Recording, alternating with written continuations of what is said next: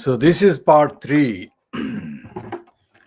of today's editions of the Khoodeelaar television channel, Baby Angel Geronimo editions. This is part 3 timed at 1930 GMT, but it is starting about 8 minutes late at 1938 GMT. What we have on offer include this one from the Daily Mail Online, dated the 7th of May 2022, 01:35 hours, 7th of May. This is the latest updated time. And the heading of this online piece in the Daily Mail Online reads as follows: Disgraced fraudster, former Tar Hamlets mayor, is re-elected as Tory re-elected. And the rest is about the Tory and the Labour Party on the 5th of May 2022 elections that took place in London.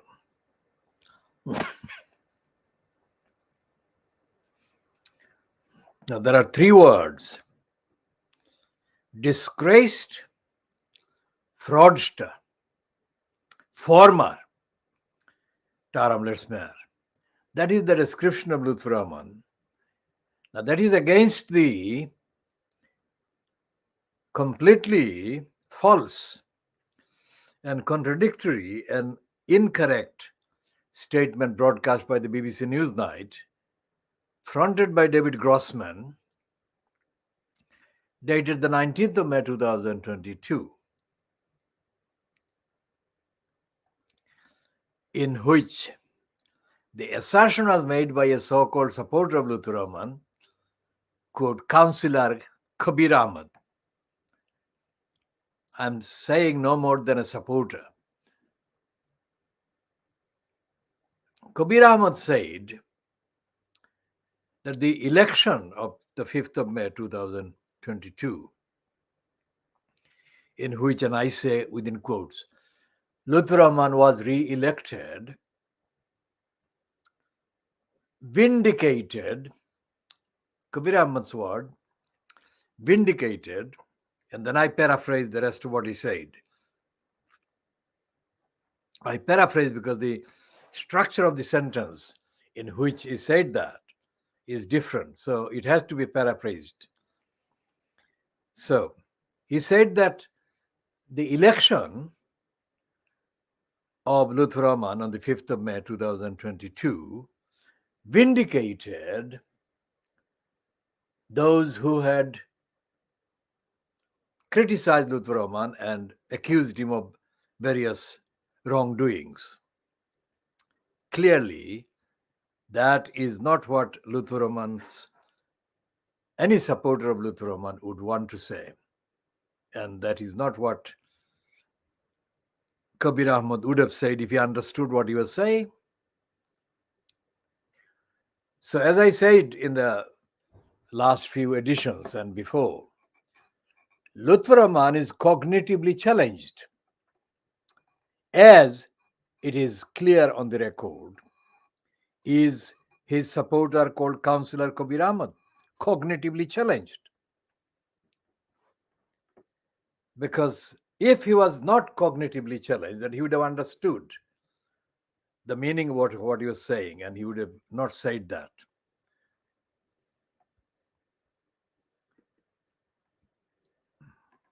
Now, that is cognitively challenged Kabir Ahmed.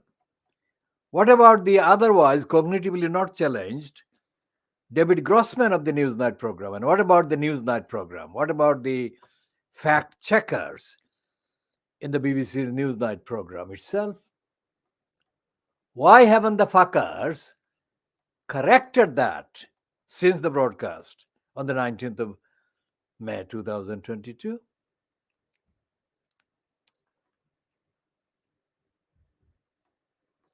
Now, here is the main first paragraph of the piece that has got too many bylines.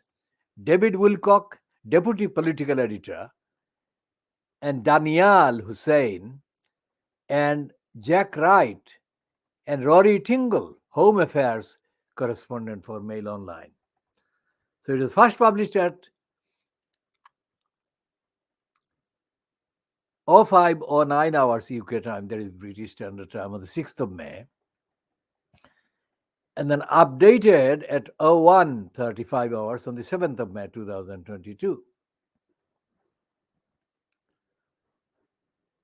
And it is heavily commented on, this piece, 1.5 thousand. Now, here is the start of the first paragraph. A former London mayor who was kicked out of office for electoral fraud was re-elected today. So that's the main thing about Lutfur Rahman. The rest is about Tories. The Tories suffered a bloodbath in the capital.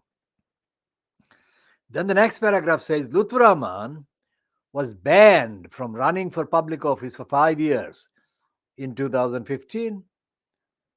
Now listen to this one. This is for a lawyer, any lawyer, this would be the wrong on two levels, and I'll come to the wrongness. After being convicted of polling offenses when he first ran in Tower Hamlets. Now, convicted and polling offenses are criminal terms. Now, if there are criminal offenses that Lutfur Rahman committed and was convicted of, how is it that 7 years on, Lutfur Rahman has not been prosecuted? Think about that, prosecuted. Because criminal offenses warrant prosecution. And criminal offenses stated without any qualification, that is to say, unconditionally stated without any quotation marks or any explanation as to why he was not prosecuted. But the fact remains that the Daily Mail piece is saying that Lutfur Rahman was a criminal. Does Kabir Ahmad disagree? Because in his same statement as carried on the BBC Newsnight on the 19th of May 2022, he said that it was only one man's opinion. That is to say, he was saying that Richard Morey, the election commissioner, was just an ordinary individual, and the overwhelming opinion and the evidence was in favor of Lutfur Rahman being innocent. That's not the case. Because this is Daily Mail, which published 2 weeks before the 19th of May, the date of the Newsnight program, and it called Lutfur Rahman a criminal, convicted criminal, offender and offense and criminal. Now then they go on, without explaining that, they go divert into this, but having served his ban, he's running again in the East London borough. He was ahead of the current Labour Mayor, John Biggs, by 12,000 votes after the first round. So this was filed, part of it was filed during the count of the election votes.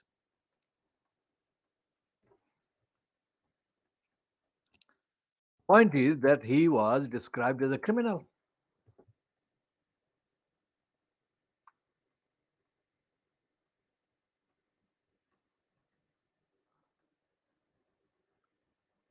So it goes on.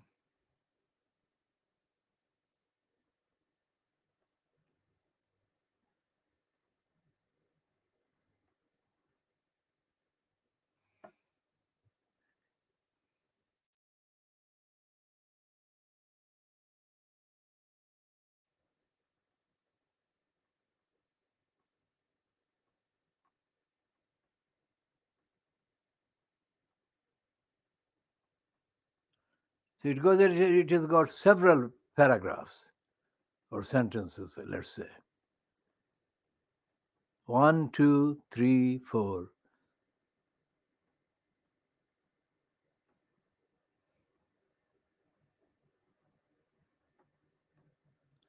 So one of the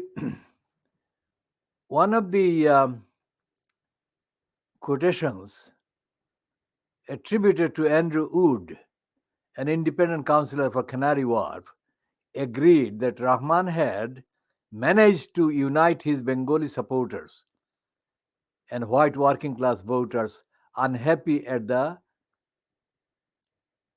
low traffic. Low traffic thing is that John Biggs had introduced. And then there is the question again. Elections are won or lost depending on how the British Bengali community decide to allocate their vote. Mr. Wood said. Now, Wood is an absolute, utter rubbish idiot. For a start, there is no British Bengali community, you fucking cunt. It's Bangladeshis. For a reason. Because there are people from West Bengal, which is called West Bengal, and they are called Bengali as well. Quite apart from the fact that in Tower Hamlets, the community is Siloti speaking, Siloti origin, Bangladeshi, full stop, not Bengali. And the Daily Mail online piece goes on to quote this racist moron, Andrew Wood. If Lutfur wins, it's because of a combination of that and the white working class votes because of the LTN issue in particular. And it then veers into the references to Labour and Conservative losses and gains across London on the same day election. So back to the main paragraph.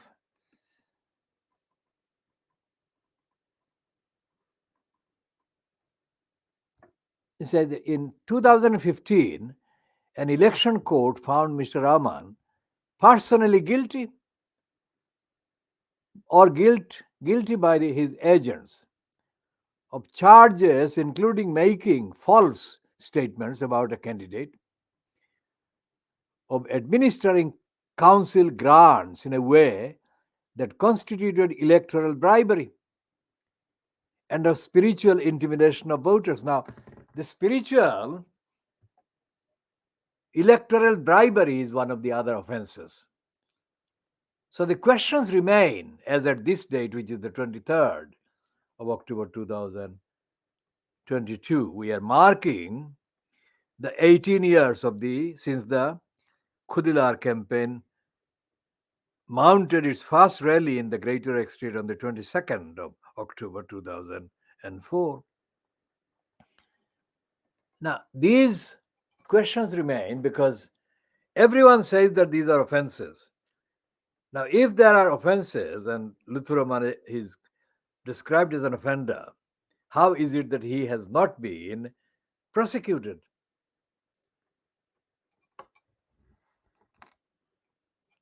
And this question is not only not going away, it is gathering momentum where it should do, including by this Khoodeelaar campaign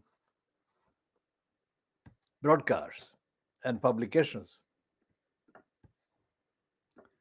All right, the other things that we have to look at include the fact that Johnson is being ridiculed. Johnson is not being ridiculed in the with same intensity as his wrongdoing and his corruption and criminality warrant. Because even now, even today, when he's being ridiculed, the Fleet Street media are saying that he's a winner. Well, at least the Daily Mail and the Murdoch scum are saying things to that effect. He's a winner was the refrain, kind of creepily pronounced often, too often, by the creep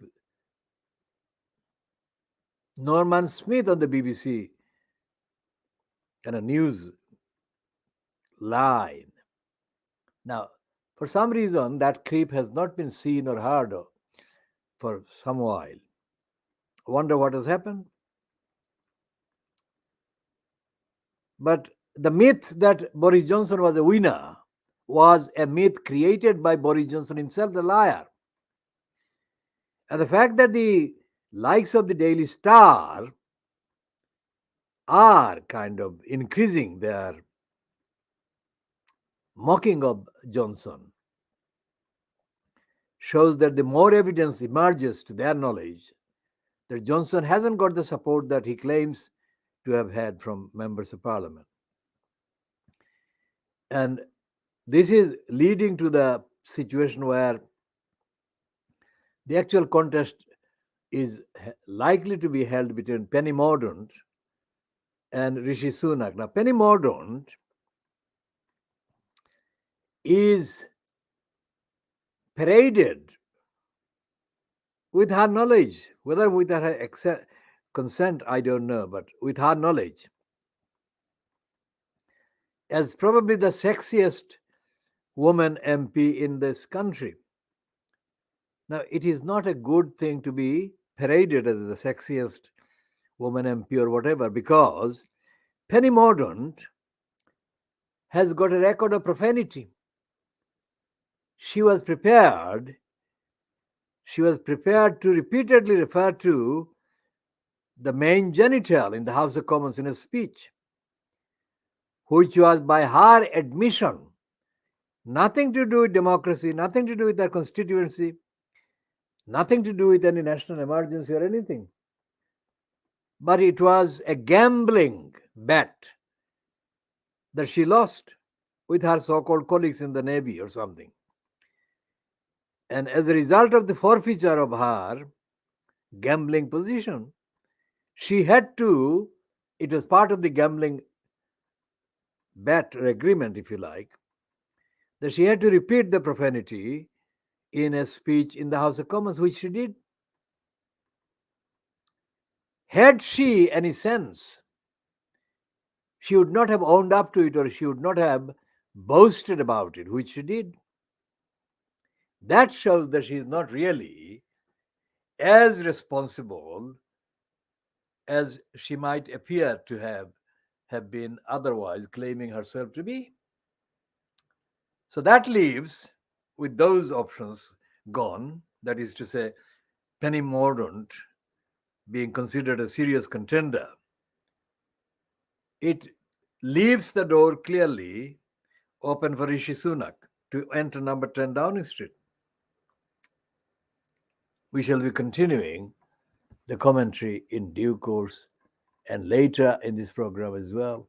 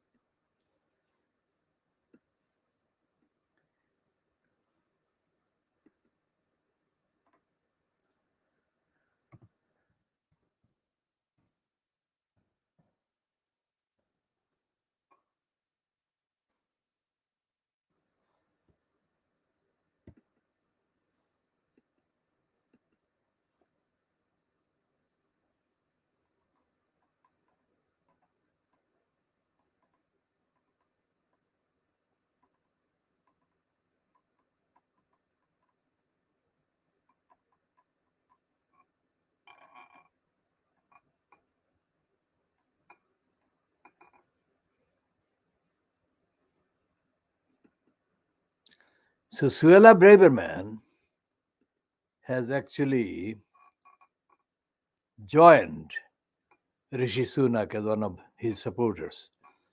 This is the Times Online, which is showing it's live and started 33 minutes ago, or was updated 23 minutes ago. Double blow for Boris Johnson as Penny Mordaunt refuses to drop out, and Suella Braverman backs Rishi Sunak.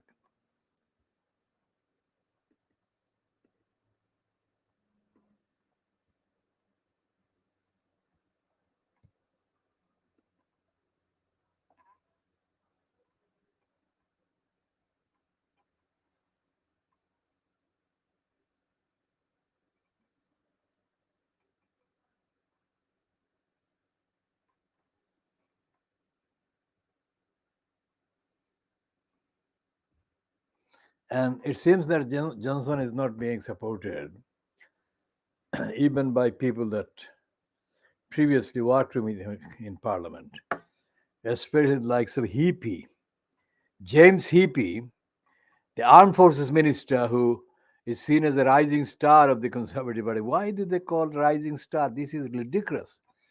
Anyway, Heapy previously served as a parliamentary private secretary to Boris Johnson and his close friend, Ben Wallace, the defense secretary. No, Ben Wallace is supporting Boris Johnson.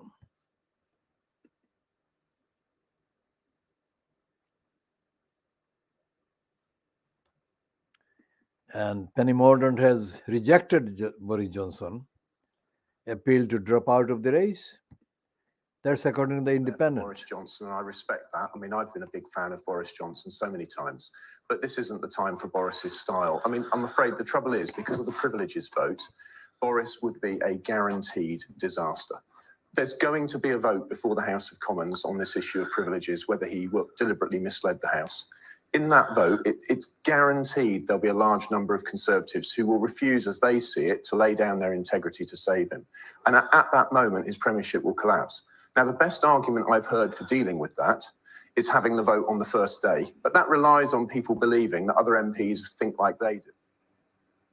The manifesto that we stood on together, because that's our mandate. It's the 2019 And one final manifesto. one, and this a yes or no on this, please.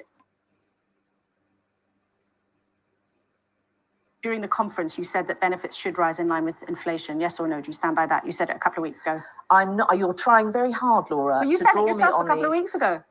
People know my record. They know the record of this Conservative government. We have always protected people, but I'm not being drawn into the detail. This is really But you important. said it a couple of weeks ago, Penny Mordaunt. What we must do is remember that our mandate lies in the 2019 manifesto. Out there for Boris Johnson, and I respect that. I mean, I've been a big fan of Boris Johnson so many times, but this isn't the time for Boris's style. I mean, I'm afraid the trouble is, because of the privileges vote, Boris would be a guaranteed disaster. There's going to be a vote before the House of Commons on this issue of privileges, whether he deliberately misled the House. In that vote, it's guaranteed there'll be a large number of Conservatives who will refuse, as they see it, to lay down their integrity to save him. And at that moment, his premiership will collapse. Now, the best argument I've heard for dealing with that is having the vote on the first day, but that relies on people believing that other MPs think like they do. Right before knocking on the couple's door, across the So street. that's the sound of Steve Baker, one of the hardest going Brexiteers, who supported, as he said, he supported Johnson.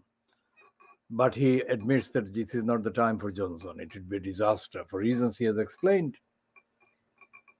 So, what is happening in the situation regarding the disqualification against Imran Khan that the Pakistan Election Commission imposed yesterday? Imran Khan is now in the news in Pakistan and the Pakistan media as being involved with the Long March preparations and so on. And as I said in the last edition, part 2 of this today's Khoodeelaar television bulletins, Imran Khan should follow the 6-point program that I've outlined and have repeated. And the horizon that Imran Khan and the PTI, Pakistan Tehreek-e-Insaf, are so far have been following, political horizon, moral, ethical, historic horizon, needs being expanded far wider than has been the case so far. There is a point about the Supreme Court in India, which the English language papers in India refer to as the apex court. Apex is not a word that is often in popular usage, but top is.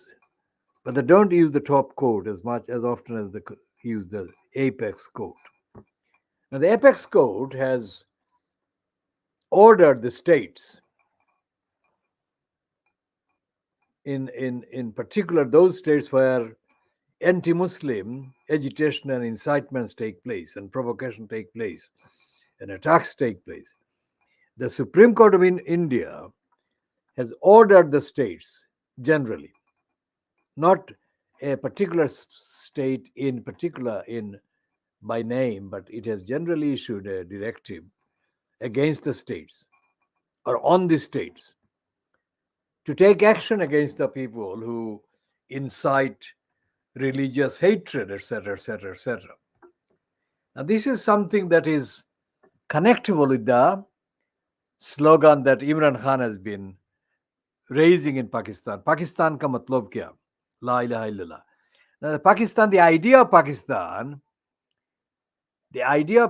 based on religion is specifically a target of condemnation by the Hindu fanatics, the Brahminists, who are now Hindutva fanatics, because they say that Pakistan is the only country which was founded for religious reasons. Now, that's a lie, but even if it were to be taken as a factual statement in the context of the last 75, 80 years, it is still not true. Why? Because India is not only as a religious state, but it is a worse religious state than Pakistan. So we shall be talking about all of that in due course and more, both in this edition and in later editions. I'm going off the camera for a minute.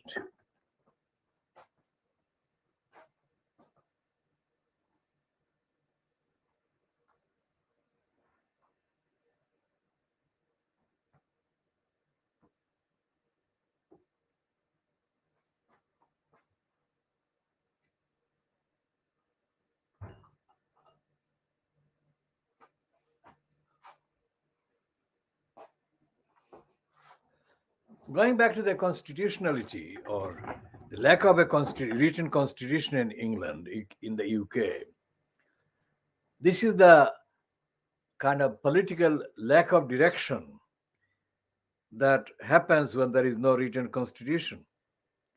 What is happening within the Conservative Party has been made possible by two things. One is that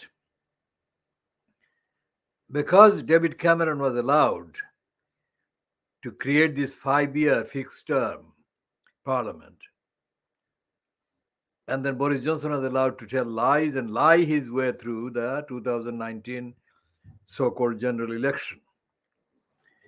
This one resulting in a majority for the Conservative MPs, numbers being about 80 or so. So no matter what fatal errors the Conservatives commit, it cannot be democratically toppled. There cannot be an election or a vote in the House of Commons that can be expected to vote against the Conservative government, because the majority is so huge. Which is why this complete criminal, Boris Johnson, is being able to even come back and claim all these rubbish things that he says he will do to save the party. It's noticeable that he doesn't say about the country. He doesn't say about the community, about the country, about the society. He says the party.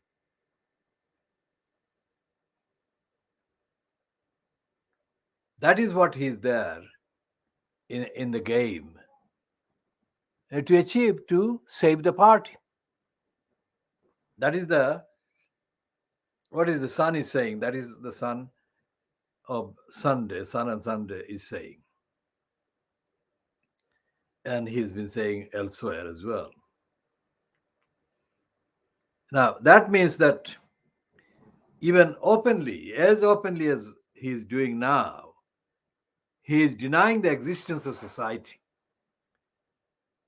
If there is a society that is only as a as a server of Boris Johnson and his party's cravings, not to hold him and the party to account. I mean, those parliamentary inquiries are inquiries that are still going on about Boris Johnson's various misconduct. These will never produce anything like what they should be producing in order to make Boris Johnson unelectable and unfit to enter any competition for 10 years, which is what he needs. If Boris Johnson is banned from election for 10 years because of the lies that he has perpetrated while in office, as well as while entering office at any date,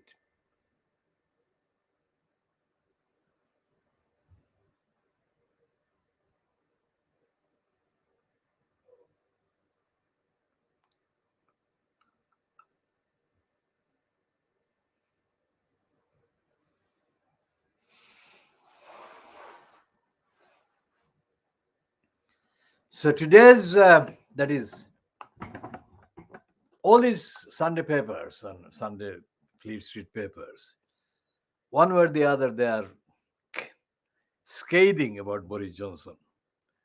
Not at all similar to the coverage of Boris Johnson for Boris Johnson in the run-up to the 2019 general election in the UK.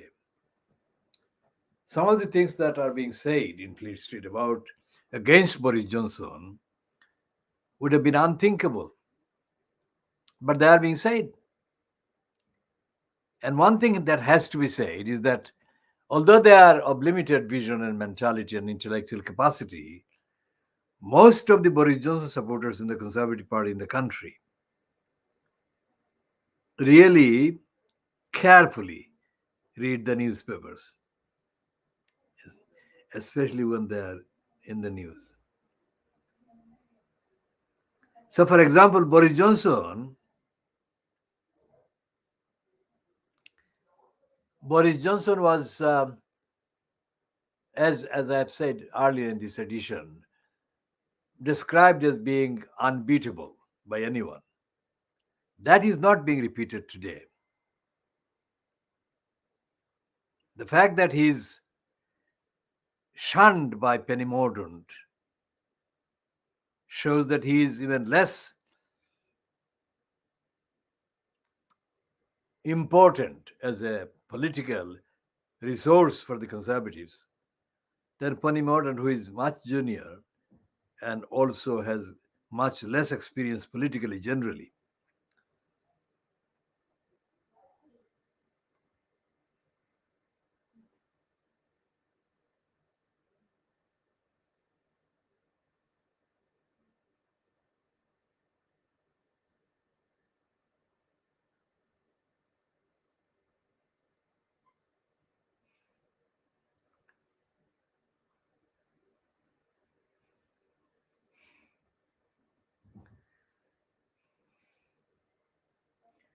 The depiction of Boris Johnson by the Daily Star as the aubergine is not as light-hearted as it may appear to be. Here is the aubergine. Let's see.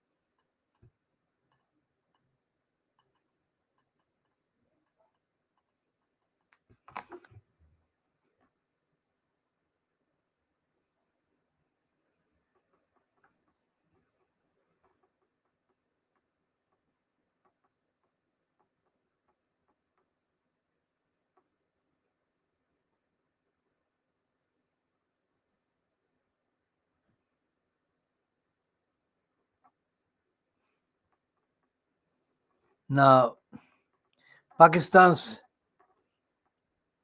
current Prime Minister, Shehbaz Sharif, Nawaz Sharif's younger brother, on Saturday, that is yesterday, according to Pakistan Today, castigated PTI chairman Imran Khan and called him a certified thief after the latter's disqualification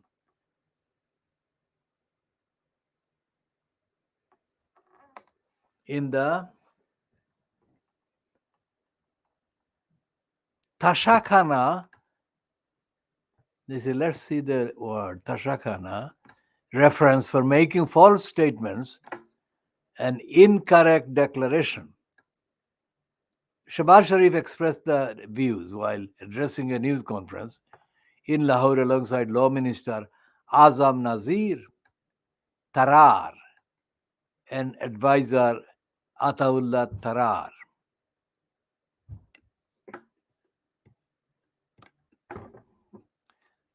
Commenting on Imran's disqualification, Mr. Shehbaz Sharif said that his predecessor had been proven to be a certified liar and a thief.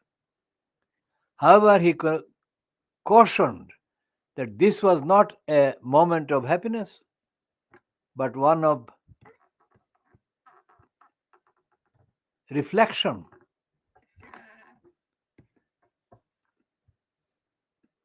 Etc., etc. Now, this is something that obviously would be rejected by Imran Khan and his team,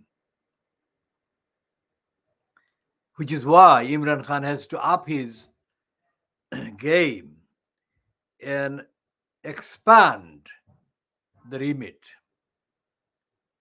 and expand the remit in a way that Shehbaz Sharif can never reach, let alone undermine. For example, the whole roles that the Pakistan army, led by Imran Khan's Imran Khan's cousin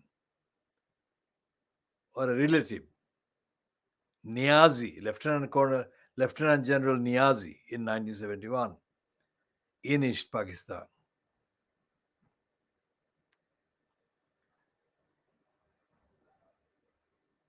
So Imran Khan is faced with the accusation that he is a certified liar and a thief, which he really has to get rid of, not just by criticizing Shehbaz Sharif, but by getting the court decision overruled.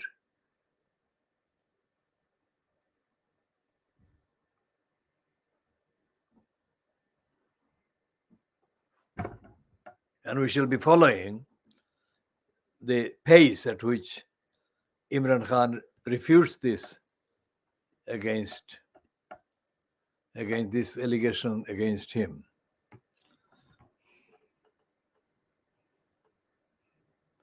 And Shehbaz Sharif says that Imran Khan came into power after the worst rigging, adding that the PTI chief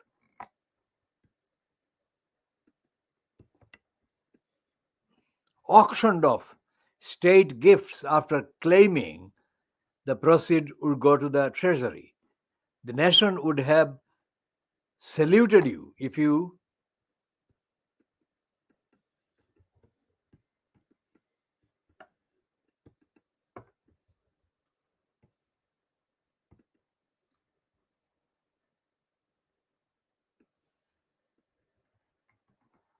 had deposited money from selling state gifts in the treasury.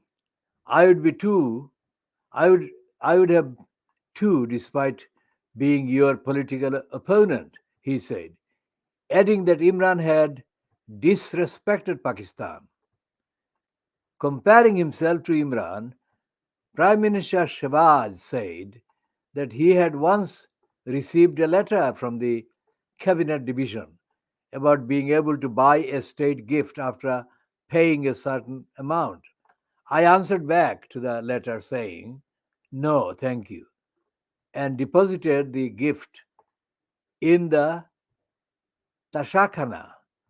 He said state gifts are now being displayed at the Prime Minister House to dispel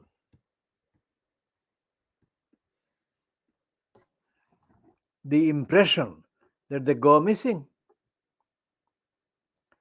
Now I have them displayed in Prime Minister House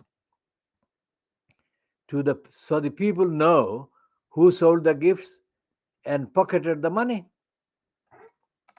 Now this is a clear piece of allegation against Imran Khan, which Imran Khan must refute and do so comprehensively, completely, definitively, so that the rest of his program currently on against corruption by the Sharif family, by the Zardari family, can retain integrity and rigor. And the allied kind of credibility that Imran Khan very badly, absolutely badly needs.